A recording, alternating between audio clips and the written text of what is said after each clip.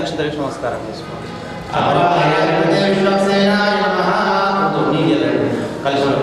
हस्तयोः अर्घ्यं पादयोः पाद्यं केयाचमनीयं समर्पयामि पंचामृतस्नानशुद्धोदकस्नानं समर्पयामि पशुवेण कुंकुमेण आरिद्रादिकुंकुमलेपनं समर्पयामि आर्द्रा पुष्करणीं पुष्पें सुवर्णाभिमालिनीं सूर्याभिरण्महीं लक्ष्मीं ध्यातवेदो मावः कुंकुमादिलेपनं समर्पयामि पुष्पैश्च पूजयामि ॐ श्रीमते नमः ॐ सूत्रपते समेताय नमः ॐ श्रीनेशाय नमः ॐ शोभनाङ्गाय नमः ॐ हरिप्रियाय नमः सूत्रपते समेताय नमः नानाविधपरिमलपत्रपुष्पाक्षतां समर्पयामि धूपमाग्रापयामि दीपं दर्शयामि धूपदीपान्तरशुद्धात्मनीयं समर्पयामि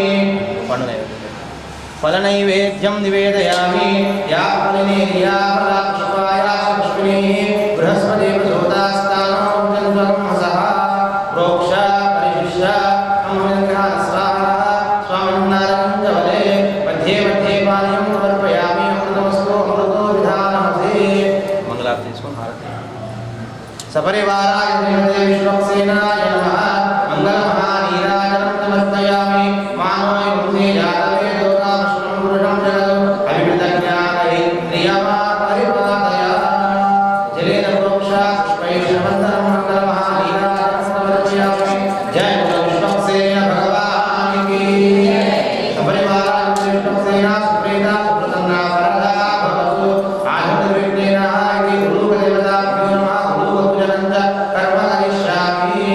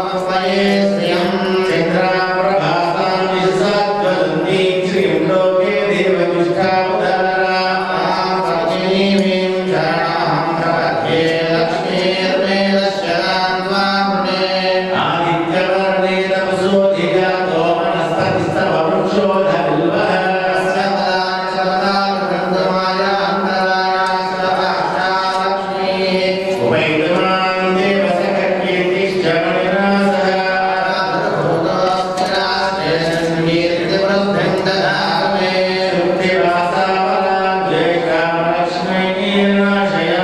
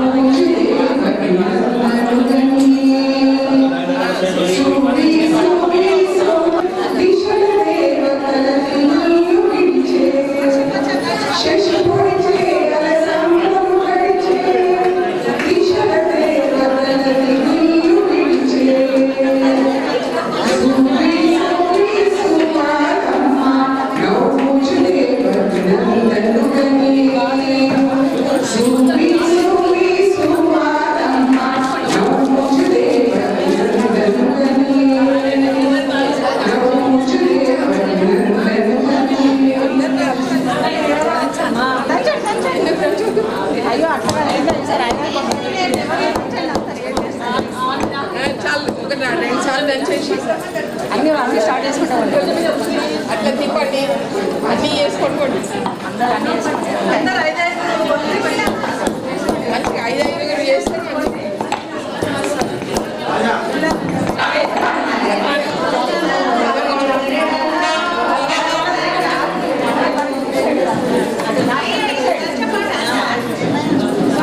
ఇది కూడా తిప్పండి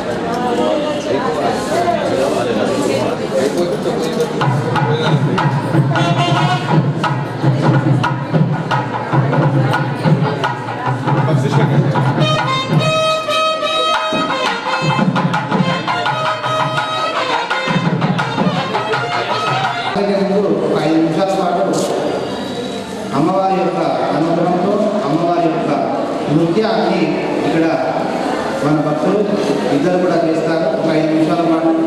కాబట్టి ఆ నృత్య గీతాన్ని కూడా చూసి స్వామివారి యొక్క అనుగ్రహాన్ని పొంది అందరం కూడా గాలి స్వీకరించి స్వామివారి యొక్క అనుగ్రహాన్ని పొంది కాసేపు ఈరోజు పాత్రం యొక్క కార్యక్రమాన్ని చెప్పుకొని ఆ తర్వాత స్వామివారి యొక్క మంగళాశాసనము తీర్థప్రసాద వితరణ ఉంటుంది కాబట్టి కాస్త ఓపికగా అందరూ కూర్చుంటే ఒక అరగంటలో అన్ని కార్యక్రమాలు పూర్తి ఆ పాత్రాన్ని చక్కగా మనందరికీ కూడా అర్థమయ్యే విధంగా అమ్మ చెప్పిన విషయాన్ని మనందరికీ కూడా తెలియజేస్తున్నటువంటి వారు మన ఆలయ యజ్ఞాచార్యులు శ్రీ ఉభయ శ్రీమాన్ డాక్టర్ సముద్రాల సుధీరా స్వామివారికి రేపు ఉదయం 9:30 గ్రంథ పూజ ఈ తిరుప్పావ యొక్క పుస్తకానికి ఆరాధన చేసుకొని ఆ తర్వాత ఆచార్యునిగా మనకు అందించినటువంటి విశేషార్థాన్ని కూడా మనం అనుభవించాం కాబట్టి వారికి ఆచార్య సన్మానం జరుపుకొని ఆ తర్వాత గోదావరి కళ్యాణ మహోత్సవాన్ని అందరూ కలిసి అత్యంత వైభవంగా చేసుకొని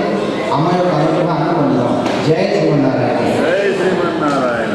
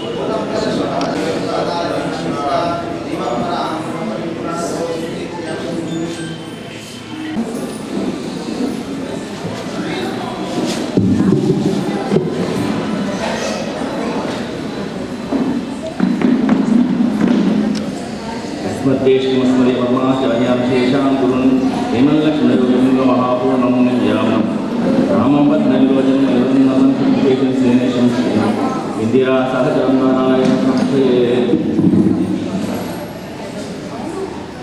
అవతామభక్తారందాతారంజోనిం సదస్యరసజమధ్యామేంద్రియం సర్వం ఉచ్చిష్టాయాం ప్రతినిరంజన్యాఫలాచిష్టముంజైవతాతస్యై నమ ఇరంజంభుయే వాస్తుభూయః శ్రీమన్నారాయణం ప్రవద్యే శ్రీమతే నారాయణాయ నమః సర్వధర్మాన్ పరిత్యజ్య మామేకం శరణం త్వా సర్వపాపేభ్యో మోక్షయిష్యామి మా శుచః ఆండానాచమాత్మజగదేశ్వరం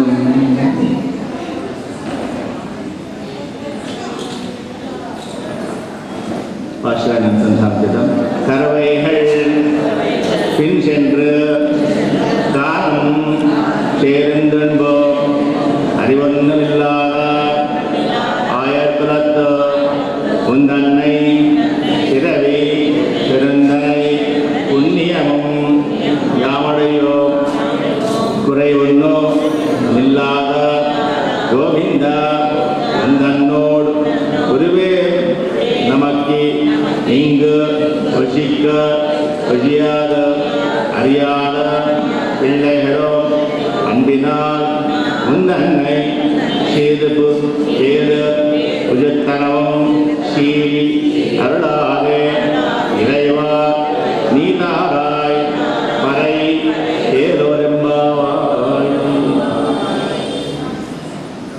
నిన్నటి రోజు వీళ్ళంతా కూడా గోదాఘోష్ అంతా కూడా స్వామివారిని అవసరమైనటువంటి వ్రతంలో భాగంగా అవసరమైనటువంటి ఉపకరణాలను కూడా అడగడం జరిగింది, తీసుకోవడం జరిగింది. అలా అడుగుతూ వీరంతా కూడా స్వామి మమ్మల్ని జాగ్రత్తగా పరిశీలించి మమ్మల్ని విచారించి మాకేమి కావాలో తెలియజేయవలసింది అని తెలియజేయడం జరిగింది. ఇంతకాలం కూడా పరైనరు అంటూ మొదటి భాషలోనే మనకు అమ్మవారు చెప్పారు. ఇంత వ్రతం అంటే ఎందుకు చేస్తున్నాము అంటే పరై దర్వాన్ పరై అనేటువంటి వాయిద్యం కోసమని మనం ఈ వ్రతం చేస్తున్నాము అని సూచించడం జరిగింది. దయచేసి ముచ్చట్లు పెట్టవద్దు. పరై అనేటువంటి వాయిద్యం కోసమని ఈ యొక్క వ్రతాన్ని ఆచరిస్తున్నారు. దానికి ఆ వాయిద్యం కోసమని సూర్యోదయం కంటే ముందే బ్రాహ్మీ ముహూర్తంలో లేచి ఆ చిన్న చీకటి లోపల ఆ యొక్క ద్వారపాలకులను ప్రార్థన చేసి నందుడిని యశోదమ్మను బలరాముని ప్రార్థన వీళ్ళ యొక్క ఉద్దేశం అయితే అంటే అందుకోసమే వీళ్ళంతా కూడా చాలా విచారించి మాకు ఎందుకోసం మనం ఈ వ్రతాన్ని చేస్తున్నామో ఇంత ఉదయమే వచ్చామో విచారించి ఇవ్వవలసింది అని చెప్పేసి సూచన చేయడం జరిగింది, తెలియజేయడం జరిగింది. కావాలి మేము ఏదో కోరుకొని నీ దగ్గరికి వచ్చాను కదా, మరి మాకు కావాల్సింది నీవే తెలుసుకొని మాకు ఆ యొక్క వాయిద్యాన్ని మాకు అది అందించవలసింది అనగానే మనకు రామచంద్రుడు అన్నాడు కదా, మీరు నా దగ్గరికి చేరుకుంటే చాలు మీ పాపాలన్నీ కూడా తొలగాయి. మరి కృష్ణ పరమాత్మను చేరుకుంటే కృష్ణ పరమాత్మ పాపాలను తొలగిస్తాను. పుణ్యం ఉంటే చాలు మనకు పరమాత్మ లభించాడు. కాబట్టి పాప పుణ్య విభూ అని చెప్పేసి అంటాం మనం. ఆ రెండు కూడా ఉండదు. పాపం శేషం ఉండకూడదు, పుణ్యశేషం కూడా ఉండకూడదు. కాబట్టి శరణ్యం తత్పాదమూలం శరణం ప్రపద్యే న ధర్మనిష్టోస్మి న చాత్మవేది న భక్తిమాన్ తచ్చరణారవిందం. స్వామి పరమాత్మను మనం చేరుకోవాలి అంటే మనకు మూడు రకములైనటువంటి జ్ఞానాలు కలిగి ఉండాలి. ఒకటి జ్ఞాన మార్గము, జ్ఞానం ద్వారా పరమాత్మను చేరుకోవచ్చు. రెండవ భక్తి మార్గము, పరమాత్మ పట్ల భక్తి కలిగి ఉంటే కూడా మనము పరమాత్మను చేరుకోవచ్చు. వైరాగ్యము, ఈ విధంగా 3 రకమైన మార్గాలు కూడా జ్ఞాన భక్తి వైరాగ్య మార్గాలను భగవద్గీతలో కృష్ణ పరమాత్మ తెలియజేశాడు. అలాంటప్పుడు మరి వచ్చినటువంటి వాళ్ళు గోదావరి కూడా వాళ్లకు భక్తి మార్గంలో వచ్చారా, జ్ఞాన మార్గంతో వచ్చారా, వైరాగ్య మార్గంతో వచ్చారా అని పరిశీలిస్తున్నాడు కృష్ణ పరమాత్మ. మనము ఈ మూడింటిలో ఏది కావాలి అన్నా కూడా మనకి కావాల్సింది ఏమిటి? ముందుగా పరమాత్మ అంటే ఎవరు, ఎవరిని భగవంతుడు అంటాం మనము, ఆ పరమాత్మకు భగవంతుడికి ఉండవలసినటువంటి లక్షణాలు ఏంటివి, మరి మనము ఏ విధంగా ఆయనను చేరుకోవాలి, ఈ విషయాలు తెలిస్తే మనము ఆయనను చేరుకోగలుగుతాము. ఆయన కాబట్టి పరమాత్మను తెలియాలి అంటే జ్ఞాన భక్తి వైరాగ్య మార్గాలు అవి ఎక్కడ తెలియజేశారు? వేదాలు, ఉపనిషత్తులు, ఇతిహాసాలు, పురాణాలు తెలియజేశారు. అంటే వీటన్నిటి యొక్క జ్ఞానం కూడా కావాలి. వేద జ్ఞానము, ఇతిహాస, పురాణ, ఉపనిషత్తుల జ్ఞానం అంతా కూడా కలిగి ఉండాలి. మరి ఆ కలిగి ఎప్పుడు వస్తుంది మనకు ఆ జ్ఞానము అంటే వాటిని అభ్యసించినప్పుడు, వాటిని చదివినప్పుడు మాత్రమే మనకు ఆ జ్ఞానం కలుగుతుంది. మరి వేద జ్ఞానం, వేదం చదవాలి అంటే అందరికీ యోగ్యత ఉంటుందా? ఎలా చదవగలుగుతాం మనం అంటే సదాచార్యులను మనం ఆశ్రయించాలి. ఆచార్యుల ముఖత మాత్రమే మనం వేదాన్ని అభ్యసించాలి. దాన్ని మనకు శృతులు అని చెప్పేసి దానికి పేరు. అంటే మన పుస్తకాన్ని పట్టుకొని చదవడము లేదా మరి ఇతరమైన పరికరాలు ఉపయోగించి చదవడమో కాదు. ఎలా చదవాలి మనము అంటే శృతులు కేవలం ఆచార్యుల ముఖత వాళ్ళు తెలియజేస్తుంటే వినడం ద్వారా మాత్రమే మనం వాటిని వల్లే వేస్తూ నేర్చుకోవాలి శృతులన్నీ కూడా. తద్వారా మనకు వేదమంతా అభ్యసిస్తాం. వేదాలు అభ్యసించిన తర్వాత దానికి అర్థాన్ని కూడా గ్రహించాలి. అలానే అర్థాన్ని గ్రహించిన తర్వాత అందులోని సారమంతా కూడా ఉపనిషత్తులు, ఇతిహాసాలు ఏదైతే తెలియజేశారో ఇవన్నీ కూడా తెలుసుకుంటే మనకు జ్ఞాన మార్గం కలుగుతుంది. తద్వారా పరమాత్మను చేరుకోవచ్చు. రెండవది భక్తి మార్గము. భక్తి మార్గం ఏ విధంగా కలుగుతుంది? మనకు విశ్వాసం కలిగి ఉండాలి భగవంతుని పైన. అత్యంతమైనటువంటి విశ్వాసం ఉంటేనే మనము ఆయన శరణు వేడతాము. ఆయన ఆశ్రయించేవాడిని ఆయన ఆశ్రయించబడేటువంటి వాడు. నేను ఈ భగవంతుడిని ఆశ్రయిస్తే నాకు ఉపయోగకరంగా ఉంటుంది, నేను ఆయన్ని చేరుకోవచ్చు అన్నటువంటి విశ్వాసం కలిగి ఉండాలి. అలా విశ్వాసం ఉంటేనే మనం ఆయన చేరుకోవాలి. అప్పుడు ఏం చేస్తాం? మనము తదేకమైన ధ్యానాన్ని మనం చేస్తూ ఉంటాం. ధ్యానం చేసే విధానంలో కూడా మనము ఏదో భగవంతుడి ముందర కళ్ళు మూసుకొని కూర్చొని తదేకంగా ఇలా చూస్తుంటే మన మనసంతా ఎక్కడికో చెంతరించడం కాదు. మనం ఏదే పరమాత్మ దర్శించాలనుకుంటున్నామో, రాముడైనా, కృష్ణుడైనా, వెంకటేశుడైనా, నృసింహుడైనా, మనం కళ్ళు మూసుకుంటే ఆ యొక్క స్వరూపం ఏదైతే ఉందో మన భృగుడి మధ్యలో గోచరించగలగాలి. దాన్ని మనం ధ్యానం చేయడం అని చెప్పేసి అంటాం. అది ఎంతకాలం ఉంటుంది? కేవలం రిక్త కాలం మాత్రమే ఆ భృగుడి మధ్యలో పరమాత్మ యొక్క స్వరూపం నిలబడగలుగుతుంది ధ్యానం చేసినప్పుడు. ఆ లిప్త కాలం కాగానే ఆ యొక్క స్వరూపం తొలగిపోతుంది. మళ్ళీ ఆ స్వరూపం మళ్ళీ రావాలి అంటే కేవలము లిప్త కాలం మాత్రమే భృగుడి మధ్యలో మనము ఉపాసించేటువంటి భగవంతుని యొక్క స్వరూపం మనకు గోచరించాలి. అనేకమైన ధ్యానం చేస్తూ ఉంటే అది తొలగిపోగానే మళ్ళీ రావాలి. అంటే ఏమాత్రము తేడా లేకుండా, సమయం వృధా కాకుండా ఎల్లప్పుడూ కూడా తదేకమైనటువంటి ఆ స్వరూపాన్ని మన భృగుడి మధ్యలో ధ్యానం చేసుకోగలగాలి. అప్పుడు మాత్రమే మనకు విశ్వాసం, ఆయన పైన భక్తి అనేది ఏర్పడుతుంది, విశ్వాసం అనేది ఏర్పడుతుంది.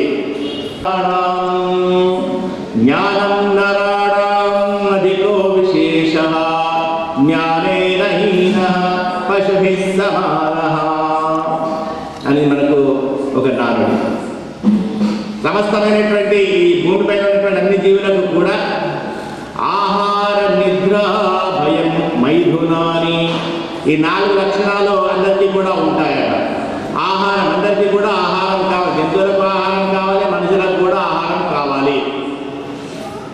నిద్ర, జంతువులు నిద్రపోతాయి, మనం కూడా నిద్రపోతూ ఉంటాము.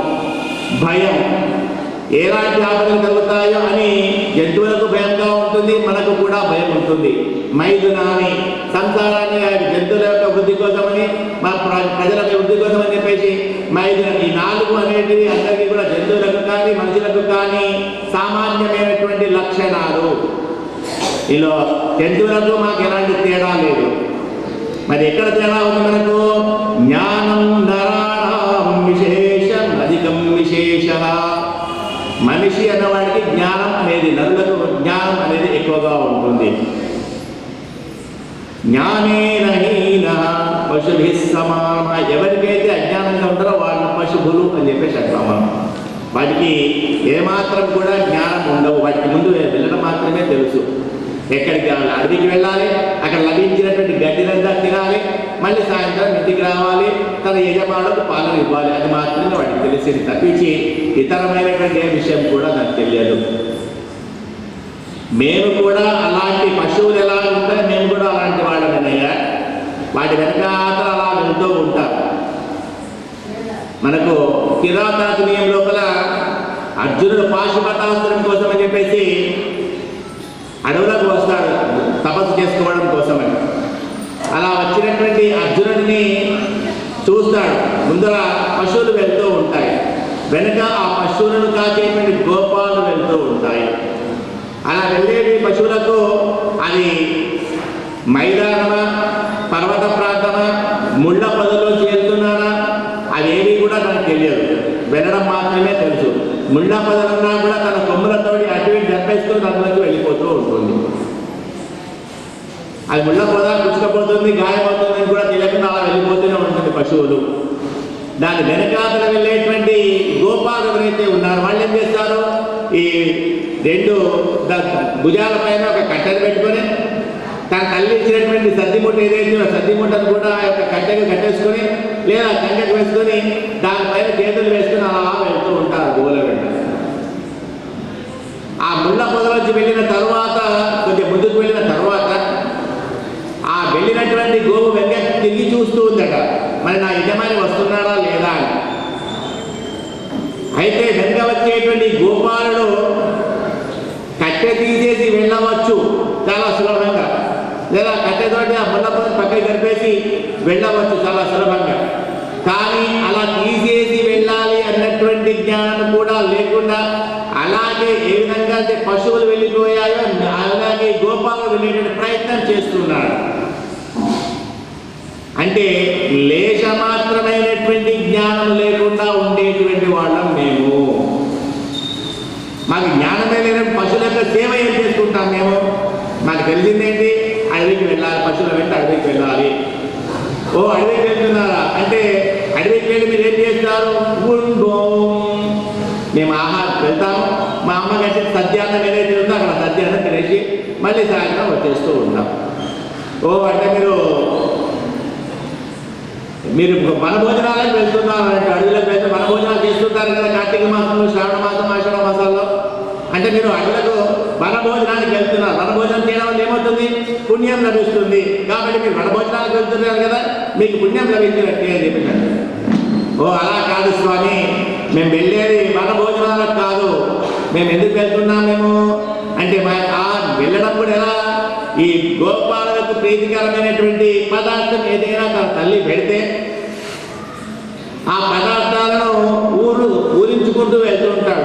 ఊరించు వాటి పైనే ధ్యాసం పెట్టుకొని ఎప్పుడు వాటిని తీసుకొని తినాలా అని అడవికి వెళ్ళేంత వరకు కూడా ఓపిక లేక ఆగలేక దానిలోనే వాటిని తీసుకొని తినుకుంటూ అడవికి వెళ్తుంటారట. అక్కడ దాకా వెళ్ళినాక తినడం కాదు, అలా తినుకుంటే మేము వెళ్తుంటామయ్యా. అంటే మాకు ఆహారం పైన అంతటి ధ్యాస ఉంటుంది. కాబట్టి పశువులకు గోసేవ చేసుకోవడం కోసమో లేదా వన భోజనాలతో మేము వెళ్ళడం లేదయ్యా. ఆ విధంగా మేము కేవలం గోవులతో, కాబట్టి మేము కూడా పశువులు ఏ విధంగా అయితే అజ్ఞానంతో ఉంటాయో, లేజమాన జ్ఞానం లేకుండా ఉంటాయి, మేము కూడా ఎలాంటి జ్ఞానము లేనటువంటి వాళ్ళము. కాబట్టి మాకు పుణ్యం అనేది లేదు. கரவையில் பின்சென்றான் சேர்ந்தென்போம் அரை ஒன்றுமில்லாத ఆయర్కులతో అలా చాలా తక్కువ ఏళ్ళంత జ్ఞానం ఉన్నటువంటి గోపబాలుడు ఎవరైతే ఉన్నారో అలాంటి వంశంలో మేము జన్మించినటువంటి వారు గోపకులంలో జ్ఞానం తక్కువగా ఉండేటువంటి వాళ్ళ కులంలో మేము జన్మించినటువంటి వారు ఆయర్కులతో వాళ్ళ జ్ఞానం ఎలా ఉంటుందట అంటే ఏదైనా పర్వదినం లోపల వాళ్ళ పిల్లవాడి యొక్క గోపబాలుడి యొక్క తల్లి గారు కనుక అరే ఇవాళ పర్వదినంగా తలస్నానం చేయాలి అంటే ఈ మొండి పదార్థం మొండినంటే కూడా వదిలిపెట్టి తలను మాత్రమే స్నానం చేసి తలుపుకొని స్నానం చేసి వచ్చేటువంటి వాడు. అలా కాదా స్నానం చేసి రావాలా అంటే తలను వదిలిపెట్టేది కేవలము మొండెంతో మాత్రమే స్నానం చేసి వచ్చేటువంటి వాడు. అంటే తల్లి ఏదైతే చెప్తుందో అది మాత్రమే చెప్పి చేసేటువంటి వాడు. తల స్నానం చేయాలని తల స్నానం చేసేటువంటి వాడు. ఈనాడుగా పాత్రలోకి పోయి మనం కేవలం తల ఏర్పాటు చేసేస్తే వస్త్రము అంతా కూడా అంటే ఇప్పుడు కాదు, ఇది ఆ కాలంలో అప్పటి నుంచి కూడా ఉన్నటువంటి విషయమే. ఇప్పుడు లేటెస్ట్గా రావడం కాదు, కేవలము తలను మాత్రమే కలుపుకొని శుద్ధి చేసుకొని రావడం. అంటే ఈ విధంగా కేవలము పరిమితమైనటువంటి జ్ఞానం కలిగినటువంటి వాళ్ళము మాత్రమే మేము ఏదైతే పెద్దవాళ్ళు చెప్తున్నారో అది మాత్రమే చేసేటువంటి వాళ్ళము. కాబట్టి ముందన్నై పెరవి పురందినై పుణ్యము. మరి ఇలాంటి వాళ్ళ దగ్గర పుణ్యం ఎక్కడి నుంచి ఉంటుంది? మేము చేసుకున్నటువంటి పుణ్యం ఏముంది? కాబట్టి మనం చేసినటువంటి పుణ్యం ఈ లేచ మాత్రం కొద్దిగా కూడా పుణ్యం లేదు. మరి పుణ్యం లేకపోతే భగవంతుడు ఎలా లభిస్తాడు? ఎంతోమంది తపస్సు చేసేవాళ్ళు ఉన్నారు, జ్ఞానాభిధులు ఉన్నారు, వైరాగ్య మార్గంలో ఉండేటువంటి వాళ్ళందరికీ ఎన్నో కొన్ని వేల వందల సంవత్సరాలు అయితే కానీ పరమాత్మ దర్శనం కాదు కదా. మరి ఏమీ తెలియనటువంటి అజ్ఞానము అని చెప్పేసి మీరు అంటున్నారు, మరి నీకు భగవంతుడు ఎలా లభించాలి అంటే పరమాత్మ యొక్క స్వభావం ఎలా ఉంటుంది? ఎవరైతే తక్కువ స్థాయిలో అనుకుంటారో అలాంటి వాళ్ళపైనే పరమాత్మకు అనుగ్రహం కలుగుతుంది, అలాంటి వారిపైనే పరమాత్మకు అనుగ్రహం ఉంటుంది. రామచంద్రుడు ఎవరిని అనుగ్రహిస్తూ వచ్చాడు? గుహుడు ఏమైనా రామచంద్రుడి గురించి తపస్సు చేశాడా, నామస్మరణ చేశాడా, జపం చేశాడా, ధ్యానం చేశాడా? అయినప్పటికీ అయోధ్య నుంచి గుహుడి దగ్గరికి వచ్చి గుహుడిని ఆలింగనం చేస్తాడు. గంగా దాటించిన తర్వాత నీకు ఏమి ఇవ్వగలరు, నన్ను నేను తప్పించి అని చెప్పేసి ఆలింగనం చేసుకొని లక్ష్మణస్వామి కంటే కూడా నువ్వు పెద్ద సోదరుడు నాకు అని చెప్పేసి తెలియజేస్తాడు. తనకు తానుగా అర్థం చేసుకుంటాడు రామచంద్రుడు గుహుడికి. ఇక్కడ గుహుడు ఎలాంటి ప్రయత్నం కూడా చేయలేదు, రామచంద్రుడు కావాలని చెప్పేసి కోరుకోలేదు. ఆయన కోసం ధ్యాన సమాధి చేసినటువంటి అయినప్పటికీ రామచంద్రుడికి అనుగ్రహం గుహుడి పైన కలిగింది. అలాగే ఇంకా ముందుకు వెళ్ళిన తర్వాత భరద్వాజ మహర్షి చెప్పినటువంటి విషయాన్ని రామచంద్రుడికి తెలియజేయడం కోసమని శబరి ఎదురు చూస్తూ ఉంది.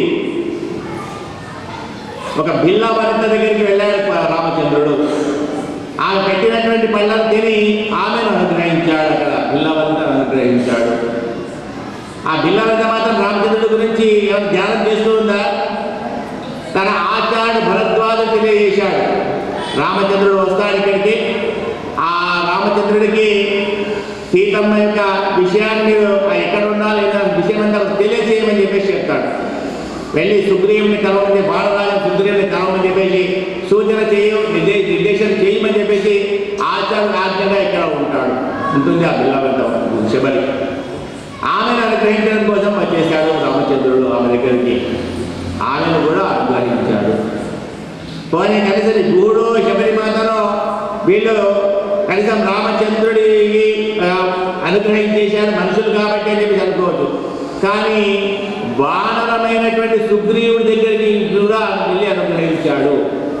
దేశమాత్రమైనటువంటి చంచల స్వభావం కలిగినటువంటిది వానరము, ఒక దగ్గర స్థిరంగా ఉన్నటువంటిది వానరము. అలాంటి వానరుడైన సుగ్రీవుడి దగ్గరికి వెళ్ళి ఆయనను కూడా అనుగ్రహించేశాడు. అంటే ఎవరైతే తక్కువ అనుకుంటామో ఎవరైతే పరమాత్మ ముందర మన యొక్క స్థాయిని తక్కువ చేసుకుంటామో అలాంటి వాళ్ళపైన మాత్రమే ముందుగా పరమాత్మకు దృష్టి పడుతుంది. మన వెళ్ళిన తర్వాత కూడా ఆయనను నేరుగా మనము ఆయనతోటి మాట్లాడడం కుదరదు. మనం ఆయన వెళ్ళి నేరుగా కోరుకోవడము ప్రార్థన చేసుకోవడము చేయకూడదు. మన యొక్క సాంప్రదాయం అలా తెలియజేస్తుంది. మరి ఏం చేయాలన్నా మనకు రామాయణంలో కనబడుతుంది. అనేక సార్లు విభీషణుడు రామానుజుడికి హితబోధ చేశాడు. అయినప్పటికీ ఆ రావణాసుడు హితబోధ చేసినప్పటికీ విభీషణుడి యొక్క మాటలు లేకుండా కొద్దిగా కూడా ఆయన వినలేదు. రావణాసుడు రాజ్య బహిష్కరణ చేసేశాడు. అలా బహిష్కరణ చేస్తే తన యొక్క నలుగురు అనుచరులతోటి వచ్చి సముద్ర తీరంలో ఉన్నటువంటి రామచంద్రుడు చేసి ఉంటే బాణుడితో అక్కడ కొలువై ఉంటే వచ్చి ఆకాశంలో నిలబడి మాట్లాడుతూ ఉంటాడు. ఏమని? విభీషణుడు మాట్లాడింది రామచంద్రుడికి వినబడుతుంది, రామచంద్రుడు మాట్లాడింది విభీషణుడికి మాట వినబడుతుంది. అయినప్పటికీ ఆ విభీషణుడు వచ్చి నేరుగా రామచంద్రుడిని శ్రీరామ శరణం అని చెప్పి అన్నాడా? అలా అనలేదు. ఏమన్నాడు? విభీషణుడు అనేటువంటి వాడు వచ్చాడు, రామచంద్రుడిని శరణు వేడుతున్నాడు అని తెలియజేయమని అక్కడ ఉన్నటువంటి వానర ప్రముఖులు ఎవరైతే ఉన్నారో సుగ్రీవ అంగద నేరుగా ఎప్పుడు కూడా బోధస్వరూపం నేను వెళ్ళి ప్రార్థన చేసుకోకూడదు. వెళ్ళి వారిని సాష్టాంగపడి తర్వాత పుస్తకాల స్వరూపమైనటువంటి అమ్మవారిని సాష్టాంగపడి వెళ్ళి ఆయన ముందు నిలబడాలి. ఆ విధంగా ఆయన అనుగ్రహం కలిగాను. నేరుగా వెళ్ళాలనుకోండి మనకు చేసినటువంటి పాప పుణ్య కర్మలన్నీ కూడా ఆయనకు తెలిసిపోతాయి. కనుక నీ ఇంతకాలం పాపకర్మ చేసి అలా కోపగించుకున్నప్పుడు మధ్యవర్తిత్వం చేస్తుంది అమ్మవారు, లక్ష్మీ అమ్మవారు పురుషకాల స్వరూపిణి. ఏదో అజ్ఞానం పుట్టాడు, మనమే పాపకర్మ తొలగించేసి వాడికి అనుగ్రహించవలసింది అనే అమ్మవారు సూచన చేస్తూ ఉంటుంది. కాబట్టి ఆకార సన్నిధానాన్ని దర్శించిన తర్వాత, అమ్మవారి సన్నిధానాన్ని దర్శించిన తర్వాత అప్పుడు మాత్రమే ప్రధాన దైవమైనటువంటి పరమాత్మను మనం దర్శించుకోవాలి. అందుకోసం బలపాలకుడు ప్రార్థన చేసి, నందుడు యశోదమ్మ బలరాముని ప్రార్థన చేసి, నీలాదేవిని ప్రార్థన చేసిన తర్వాత అప్పుడు కృష్ణ పరమాత్మ అమ్మవారే కాబట్టి ఆ అమ్మవారిని ప్రార్థన చేశారు. అప్పుడు మాత్రమే కృష్ణుడి దగ్గరికి అనుగ్రహం కోసం వీళ్ళు ప్రార్థన చేస్తూ ఉన్నారు. అనుగ్రహించవలసింది ఏది కూడా చేసేటువంటి వాళ్ళం కాదు. మన భోజనాలు చేసో లేదా గోసేవ చేస్తున్నాం, నీ యొక్క జ్ఞానం పొందడం వల్ల మీకు ఎలాంటి పుణ్యం కూడా చేయలేదు. మాకు అలాంటి పుణ్యం ఏమాత్రం మాకు ఉన్నది ఒకటే ఒక పుణ్యమయ్యా. ఏంటో పుణ్యం తెలుసా? ఎక్కడ జన్మించావో యాదవ కులంలో గోపమానుడిగా జన్మించావు. మేము ఎక్కడ ఉన్నామో మేము కూడా, కాబట్టి మేము ఒకటే కులంలో జన్మించినటువంటి వాళ్ళమయ్యా స్వామి. కాబట్టి మా ప్రజల్లో జన్మించావు, అనంతా కూడా నంద ప్రజల్లో ఉన్నావు కనుక నేను ఇక్కడ జన్మించావు అంటే అది మేము చేసుకుందా. కొద్దిపాటి లేశ మాత్రమైనా కూడా దోషము లేనటువంటి వాడు పరమాత్మ. స్వామి నీ లోపల ఎలాంటి దోషం లేదయ్యా. అపరిమితమైనటువంటి కళ్యాణ గుణ సంపదలతోటి, కళ్యాణ గుణాలతోటి వైభవంగా ఉన్నటువంటి వాడు నీవు, గొప్పగా ఉన్నటువంటి వాడు నీవు. మేము ఆ జ్ఞానహీనులమయ్యా. మేము నీకు మాకు తేడా ఎలా ఉందో తెలుసా? గుణ సంపద లోపల మీ యొక్క కళ్యాణ గుణాల చేత ఒక పర్వతం లాంటివి అయ్యా స్వామి. మేము ఒక అజ్ఞానంతో అగాధంగా ఉండేటువంటి వాళ్ళం మేము. మరి పర్వతానికి లోయకు అగాధానికి ఏమైనా సంబంధం కుదురుతుందా? కాబట్టి మీకు జ్ఞానం లేనటువంటి వాళ్ళు మీరు, నేను దోషం లేనటువంటి అపరిమితమైనటువంటి కళ్యాణ గుణాలు కలిగినటువంటి వాడిని. కాబట్టి మీకు మాకు సంబంధం కుదరదు అని చెప్పి అంటాడు కృష్ణ పరమాత్మ. లేదు స్వామి, అసలు సంబంధం కుదిరేదే ఇక్కడే కుదురుతుంది. ఎలా కుదురుతుంది ఆ సంబంధం అంటే, ఆ పర్వతాన్ని ఏమవుతుంది? అప్పుడు సమాంతరంగా అయిపోతుంది. అగాధం అంతా కూడా పర్వతం నిండిపోయి మొత్తం కూడా మైదానంగా సమాంతరంగా అయిపోతుంది. అంటే ఆ సమానంగా కావాలి అంటే పర్వతం అనేది అగాధం లోపల పూడ్చివేయబడాలి. అలాగే అనంత దోషం లేనటువంటి నీ గుణ సంపద ఏదైతే ఉందో ఆ గుణ సంపద అంతా కూడా దోషాలు మాత్రమే కలిగి ఉన్నటువంటి మా యొక్క అజ్ఞాన అహంకారాలు ఏవైతే ఉన్నాయో, మేము పొందినటువంటి అగాధం ఏదైతే ఉందో ఆ దానంతా కూడా నీ యొక్క కరుణా కటాక్షం చేత పూడ్చివేయాలి, తొలగించగలగాలి. అలా తొలగించగల శక్తివంతుడు నీవు కాబట్టి గోవింద, పరమాత్మకు ప్రీతికరమైనటువంటి నామం ఇది గోవింద. గోశబ్దానికి అనేకమైనటువంటి అర్థాలను మనకి ఇస్తుంది. కృష్ణ పరమాత్మ కూడా ద్రౌపది గోవింద అనగానే మరి రావాలా వద్దా అని ఆలోచిస్తూ ఉన్నాడట. ఎందుకు? గో అంటే శబ్దానికి బాణములు అని అర్థం ఉంది. వింద అంటే గోవింద అంటే బాణాలు కలిగినటువంటి వాడా. బాణాలు కలిగినటువంటి వాడెవడు? రామచంద్రుడు. కాబట్టి రామచంద్రుడు ప్రార్థన చేస్తున్నారు కదా, నన్ను కాదు కదా అని చెప్పేసి కృష్ణుడు రాలేదు. మరి మళ్ళీ అంటున్నాడు గో అన్న శబ్దానికి అర్థం ఏముంది? ఆచార్యుడు అని చెప్పేసి వేదము అని చెప్పేసి అర్థం ఉంది. గోవింద అంటే వేద జ్ఞానాన్ని అందజేసేటువంటి ఆచార్యులు ప్రార్థన చేస్తున్నారు కదా, నన్ను ప్రార్థన చేయడం లేదు అని చెప్పేసి కృష్ణుడు రావడం లేదు. ఆ గోశబ్దానికి కేశములో కూడా అర్థాన్ని ఇస్తుంది మనకు. అనంతమైన కేశ సంపద కలిగినటువంటి వాడు ఎవడు?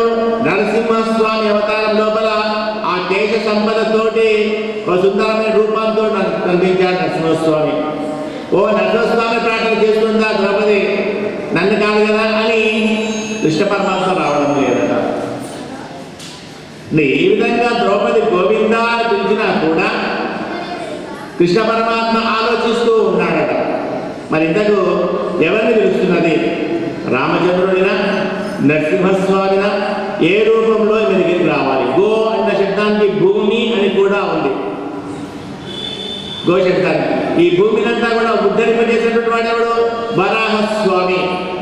కాబట్టి వరాహస్వామిని ప్రార్థన చేస్తుందేమో అని చెప్పేసి అనుకున్నాడు. ఈ విధంగా అనేకమైనటువంటి అర్థాలు ఇచ్చేటువంటి గో శబ్దం ఏదైతే ఉందో కృష్ణ పరమాత్మ ఆలోచిస్తూ ఉన్నాడు. మరి ఇంతకు వెళ్ళి సంరక్షించాలా వద్దా అంటే ద్వారకా నయాచున గోవింద పుండరీకాక్ష శరణాగత రక్షమాం అని చెప్పేసి ఎప్పుడైతే తన యొక్క ప్రయత్నం చేస్తూ ఆ కృష్ణ పరమాత్మ ప్రార్థన చేస్తూ ఉందో, శంఖచక్ర గదా పాణి, శంఖచక్రాలు ధరించినటువంటి వాడ ద్వారకా నిలయాచ్యుత, ద్వారకలో ఉండేటువంటి వాడ గోవింద పుండరీకాక్ష శరణాగత రక్షమాం అని తన యొక్క మానాన్ని కాపాడుకునేటువంటి ప్రయత్నం చేస్తూ ఉంది ద్రౌపది. తన బలబలను వస్త్రాలను ఒక చేతితో పట్టుకొని ప్రయత్నం చేస్తూ ఉంది. అలా ప్రయత్నం చేసినంతసేపు కూడా కృష్ణ పరమాత్మ రాలేదు. మన ప్రయత్నం ఏమాత్రం ఉన్నా కూడా మనకు భగవంతుడు లభించడు. అకించనోనన్యగతశరణ్యం, స్వామి నాకు ప్రయత్నం ఏమీ లేదయ్యా, నీవు అనుగ్రహిస్తే అనుగ్రహించబడతాను. నేను కేవలం నీ అనుగ్రహించిన మాత్రమే నేను ఉద్ధరింపబడాలి. కాబట్టి ఇక్కడ కూడా ద్రౌపది తన ప్రయత్నం చేస్తూ ఉంది కాబట్టి రాలేదు కృష్ణ పరమాత్మ. ఎప్పుడు వచ్చాడట? తన రెండు చేతులను కూడా వదిలివేసి కృష్ణుడి పైన భారాన్ని వేసి గోవింద పుండరీకాక్ష శరణాగత రక్షమాం, నీ శరణాగతి చేస్తున్నానే, ప్రపత్తి చేస్తున్నాను. రెండు చేతులు జోడిస్తే ప్రపత్తి అంటాం. ఇలా చేసే నమస్కారం మాత్రమే పరమాత్మ స్వీకరిస్తాడు. కానీ లేటెస్ట్గా చంద్రులు అనేక రకాల పరమాత్మ నమస్కారం చేస్తుంటాం. ఒక చేత నమస్కారం చేస్తుంటాం, ఇలా అంటుంటాం, రకరకాల విన్యాసాలను కూడా దేవుడి మీద చేస్తూ ఉంటాం. మనం అవసరమైతే ప్రేమ బాగా ఎక్కువైందంటే పరమాత్మకు ఒక కీసులు కూడా ఎక్కేస్తుంటాం, దేవుడా నీవేనని చెప్పేసి. అంటే అంత ప్రేమ ఎక్కువైపోయినా ఎలా ప్రేమ ఎక్కువైతుందో పరమాత్మ పైన మనకు మన యొక్క చేసేటువంటి చేష్టలు విన్యాసాలన్నీ కూడా మారుతూ ఉంటాయి. కానీ వాటన్నిటికంటే పరమాత్మ స్వీకరించి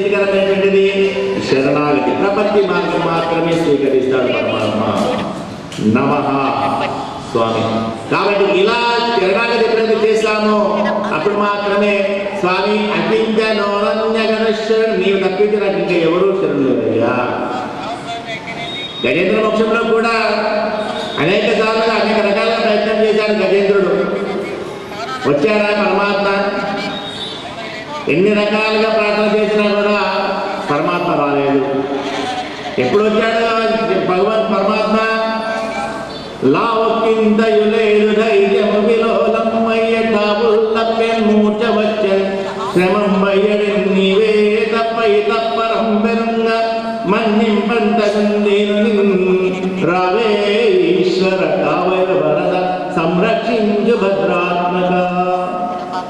బలమంతా కోల్పోయి ధైర్యం కోల్పోయి మూర్ఛ వచ్చిపోయే సమయం లోపల పడిపోయే సమయం లోపల ఎప్పుడైతే సంరక్షించు రావే ఈశ్వర కావరణ సంరక్షించు భద్రాత్మక అంటూ ప్రార్థన చేశాడో, భారమంతా కూడా పరమాత్మ పైన వేసి ప్రార్థన చేశాడో అప్పుడు మాత్రమే శ్రీ మహావిష్ణువు వచ్చి రక్షణ చేశాడు.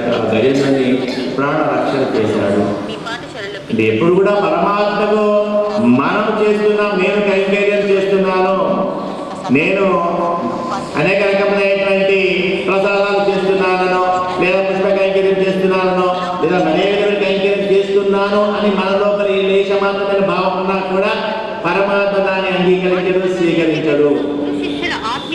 స్వామి నీవు కల్పించిన భాగ్యం చేత భాగ్య విశేషం చేత నీకు చేస్తున్నానయ్యా. ఇది నీ కల్పించినటువంటి భాగ్యము. నీవు భాగ్యాన్ని కల్పించావు కాబట్టి నేను ఈరోజు ఇక్కడ దాకా వచ్చి నీ సేవ చేసుకుంటున్నాను కదా. ఇంతకన్నా గొప్ప భాగ్యం ఏముంటుందయ్యా మాకు, ఇంతకన్నా గొప్ప పుణ్యం ఏముంటుందయ్యా మాకు అని ప్రార్థన పరమాత్మ మనకి ఇచ్చినటువంటి అవకాశం ఏదైతే ఉందో దాన్ని ఆయన పైన భారాన్ని వేసి మనము వినియోగించుకోవాలి.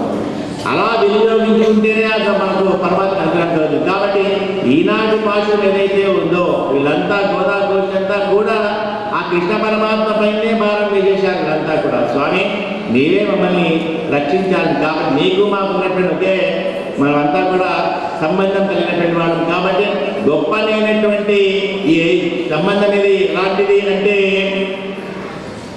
నమకు ఇందు వశిగ్గా వశియాలు, ఇది తెగిపోయేటువంటి సంబంధం కాదయ్యా ఇదంతా కూడా. కాబట్టి ఎప్పటికీ ఎల్లకాలం ఉండేటువంటి సంబంధం ఇది.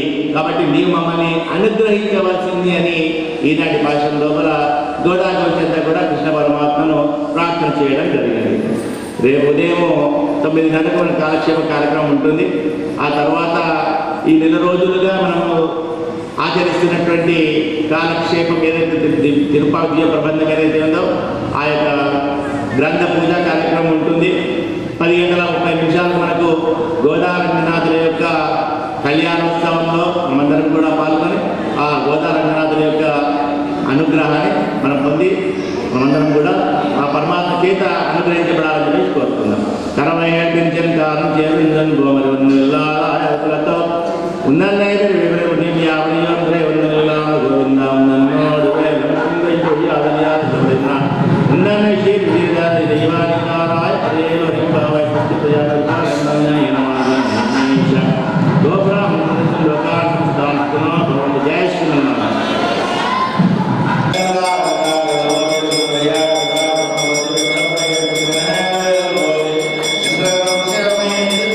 Yeah.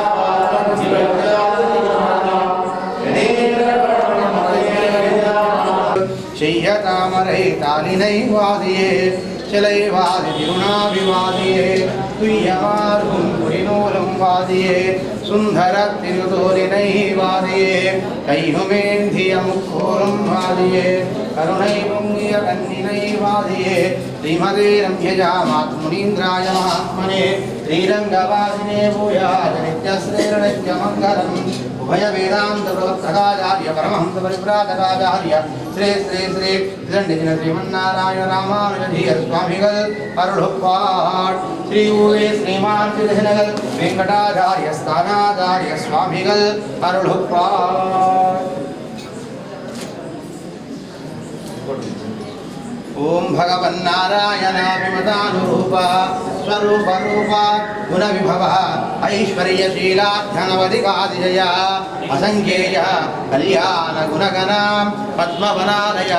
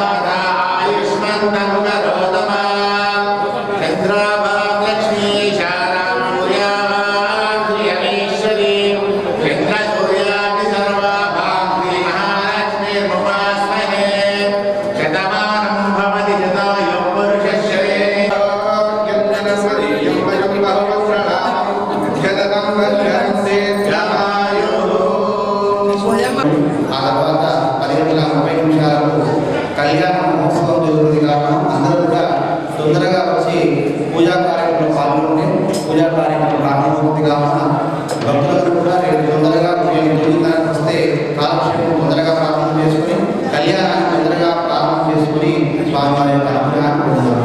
అందరూ కూడా కళ్యాణం అని వెళ్ళి